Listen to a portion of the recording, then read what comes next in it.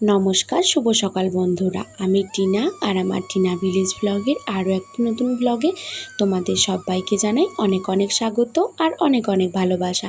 আশা করছি আমার এই ভিডিওটি তোমরা যে যেখান থেকেই দেখছো সবাই অনেক সুস্থ আছো আর অনেক ভালো আছো। আর তোমাদের ভালোবাসায় আমিও আগের থেকে অনেকটাই ভালো আছি। সকালে যে সমস্ত আশেপাশে কাজকর্মগুলো থাকে সেগুলো তো সব কিছু কমপ্লিট করে নিয়েছি। আর তারপরে চাও আমাদের খাওয়া হয়ে গেছে। ও তো চলে গেছে অফিসে। আর জানো তো আগের দিন রাত্রেবেলায় না আমার একদম ঘুম হয়নি। ওই 3টের পরে শুয়েছিলাম আর 5টার সময় বাবুর ডাকে ঘুমটা ভেঙে গেল। আসলে সকাল সকাল আজকে ওর একটু পটি পেয়ে গেছিলো, তার জন্যই আজকে ডাকছিল। আর তারপর ভাবলাম সকাল তো 5টা মানে এখন সকাল একদম, তো তার জন্যই আর শুইনি, উঠে পড়েছিলাম। তার জন্য তাড়াতাড়ি করে কাজটাও হয়ে গেল। আর কাল যেহেতু ষষ্ঠী, তার জন্যই দেখছো আমাদের ঘরে কিন্তু আম, লিচু এই সমস্ত চলে এসেছে। ওইগুলো তো ও আগের দিনে বাজার থেকে নিয়ে এসেছিলো, সেগুলো ফ্রিজে ভরে রেখে দিয়েছিল মা। তোমাদের সাথে তো শেয়ার করা হয়নি আগের ব্লগটাতে, তার জন্যই ভাবলাম আজকে একবার দেখিয়ে দিই। তাছাড়াও সবজিপাতি টুকিটাকি ঘরের কিছু জিনিসপত্র এগুলো তো এনেছে। তো এখানে দেখো অনেকগুলো টমেটো এনেছে। আর এই আমগুলো না ভীষণ মিষ্টি, কালকে আমি খেয়ে দেখেছি। আর দেখো ফ্রিজটাকে আমি একটু পরিষ্কার করে নিই। আর একটা জিনিস ভুলে গেছি ওকে দিতে। আসলে কালকে একটু দই বসিয়েছিলাম, ভেবেছিলাম যে আজকে সকালবেলায় ওকে দেব। ও সকালে অফিসে গিয়ে মুড়ি খায়, তো মুড়ি দিয়ে দইটা খাবে, কিন্তু দইটা তো ওকে দিতেই ভুলে গেছি।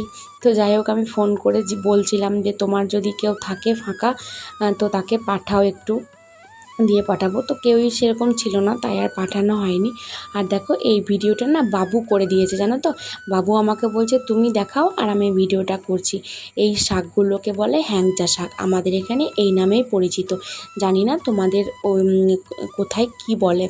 আর দেখো এটা মূলোটা এনেছে, তারপর বেগুন এনেছে। আমাদের এখানে তো জানোই সবাই টক খেতে ভীষণ পছন্দ করে, তাই টকে খাওয়ার জন্য মূলো, বেগুন, কুমড়ো এগুলো সবসময় আমাদের ঘরে থাকে। ঢ্যাঁড়স, আর দেখো এতগুলো ঢ্যাঁড়স এনেছে। কুমড়োটা আগে থেকেই ছিল ফ্রিজে। পটল এনেছে, কয়েকটা লাফা এনেছে। আরও এই শাকগুলো আমাদের বাড়িতেই হয়েছে। এই শাকটাকে বলে চাউলির শাক। এই শাকটার সাথে মূলোর শাককে মিশিয়ে আজকে আমি ভাজা করব। জানি না কেমন লাগবে, এরকম আজব চিন্তা ভাবনা আমার মাথা ছাড়া আর কারোর মাথায় আসতেই পারে না। তো মাকে বললাম যে চাউলির শাক তো কম রয়েছে, তো মূলোতে কিছুটা শাক বেশ ভালোই রয়েছে, তো সেই শাকগুলোকে কেটে ভেজে দিই, তাহলেই তো হয়ে যাবে। দেখো বন্ধুরা, তোমাদের সাথে গল্প করতে করতে কিন্তু আমার এতক্ষণে স্নানও কমপ্লিট হয়ে গেছে। আর আমি এখন চলে এসেছি রান্নাবান্না করতে। ভাবলাম টক করব যেগুলো সেগুলোকে একটু ভেজে নিই, তারপর সেগুলোকে সেদ্ধ করতে দেবো। তো আজকে দেখো এই যে টকের জন্য আমি প্রথমে ঢ্যাঁড়স, আলু এগুলোকে ভেজে নিয়েছিলাম, তারপরে কিন্তু এক এক করে সব সবজিগুলোকেই ভেজে নিয়েছিলাম। আর পাশের প্রেসার কুকারটাতে দেখো আমি বসিয়েছি। আর এখানে ঢ্যাঁড়স দিয়ে পটল দিয়ে তরকারি করব, তার জন্য ঢ্যাঁড়স আর পটলটাকে ভেজে নেব ভালো করে। ঢ্যাঁড়সটা তো ভাজা হয়ে গেল। আর এই যে পটলগুলো দেখছো না, পটলগুলো কিন্তু খুব ভালো খেতে ছিল, আর একটাও বীজ ছিল না। গ্রামে যে পটলগুলো বিক্রি করতে আসে বা গ্রামের দোকানে যে পটলগুলো পাওয়া যায় না, সেই পটলগুলো কেমন বুড়ো বুড়ো হয়ে যায়, তার জন্য খেতে ভালো লাগে না। আর মূলোর শাক তো এমনি কড়াইয়ে সিদ্ধ হবে না, তার জন্যই মূলোর শাকটাকে আমি 2টো প্রেসার কুকারে সিটি দিয়ে রেখেছিলাম, আর সেটাকে একটু জল ঝরাতে দিয়েছি। আর এখন দেখো চাউলির শাকটাকে আমি লঙ্কা আর রসুন ফোড়ন দিয়ে বসিয়ে দিলাম। তারপরে একটু ভাজা ভাজা হয়ে এলে মূলোর শাকটা মিশিয়ে দেব। সমস্ত রান্নাবান্না তো মোটামুটি তোমাদের সাথে শেয়ারই করেছি, তাও একবার দেখিয়ে নিয়ে চলো। এইখানে ভাত হয়েছে, আর এই জায়গাটায় দেখো শাক ভাজা। তবে আমি যেহেতু ভয়েস ওভারটা পরে দিচ্ছি, তো বলি তোমাদেরকে, শাক ভাজাটা খেতে কিন্তু অতটাও খারাপ ছিল না। বোঝাই যাচ্ছিল না যে 2টো শাক মিক্স করে ভাজা আছে। আর এই যে বাবুর জন্য অর্ধেক ডিম সেদ্ধ, যেটা ও সেন্টার থেকে পেয়েছে। আর এখানে দেখো আলু, বেগুন, মূলো, আম এসব দিয়ে একটা টক। আর এখানে আগের দিনে যেই টমেটো আর খেজুরের চাটনিটা বানিয়েছিলাম, সেই চাটনিটাই থেকে গেছে, সেটাকেও একটু গরম করে নিয়েছিলাম। আর এখানে দেখো ঢ্যাঁড়স পটল দিয়ে তরকারি। তো চলো বন্ধুরা, ভিডিওটা তোমাদেরকে সম্পূর্ণ দেখার অনুরোধ করলাম।